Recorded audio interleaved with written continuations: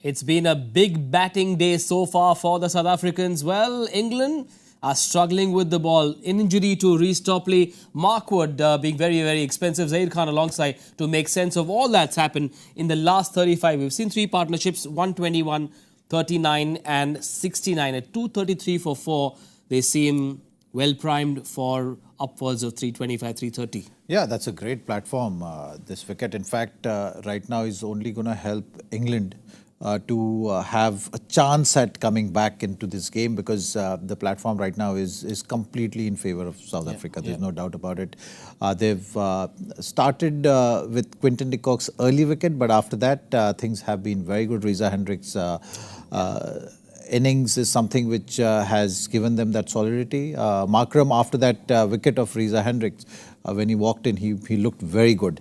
And that is something which has been the case right now for South Africa. But for England, taking his wicket at this crucial juncture, because 90 deliveries to go after this, 15 overs to be bowled, this is that tricky phase of the game, whether South Africa is going to continue with the momentum. If they do, it's going to be 350 kind of a score. But if England bowlers come back, and whatever they can save will be a good achievement. So anywhere around, say, 300, 315, if they're able to do that, then it will be a good achievement on England's part. Yes, this innings is at a very, very interesting juncture at this stage. After 35, 233 for 4 with Miller, Jansen yet to come. Gerald Coetzee scored a few runs in that last game as well. But on South Africa, Zach, it seems like they've been able to leave that loss to Netherlands behind. Just they look very, very positive today.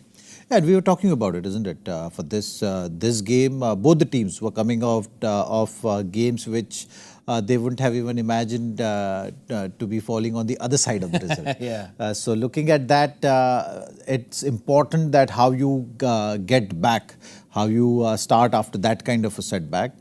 So from that point of view, for South Africa, wasn't a great start. Quinton de Kock has been scoring runs, but they lost him early.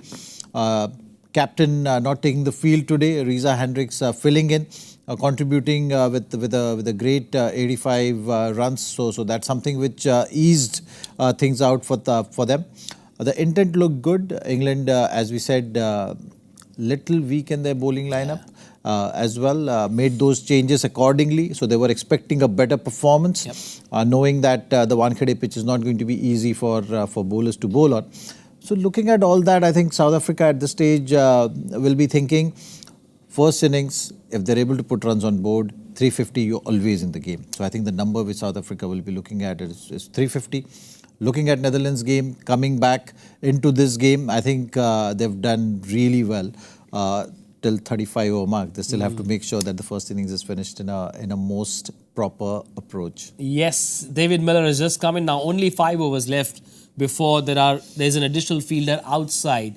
Does he hang in there to go big in the last 10, or does he say, listen, I'm just going to go for it? There's not much batting left after him. Look, 90 deliveries, you look at adding 100 runs, it's still going to be a good score on this pitch. 324. So if you're looking at that, maybe last 5 overs, they will look to target. Right now, that's why I was mentioning that for England, this is a good time to pick a wicket. If they had not picked this wicket, then these 5 overs, they would have looked to encash. But Miller will take his time initially.